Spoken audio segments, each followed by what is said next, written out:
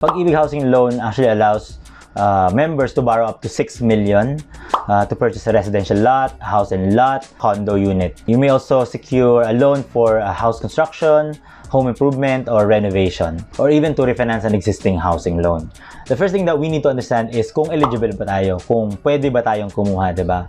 So there are a couple of considerations.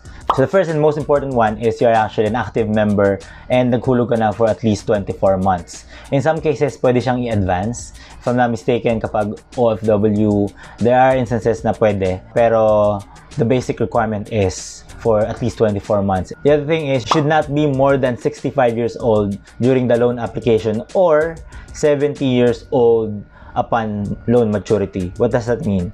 So, obviously, kapag most of our 65 years old are retired na, kung employment yung source of income natin, then obviously, we don't have that anymore. We might have pensions, pero that's a requirement that you should be less than 65 years old.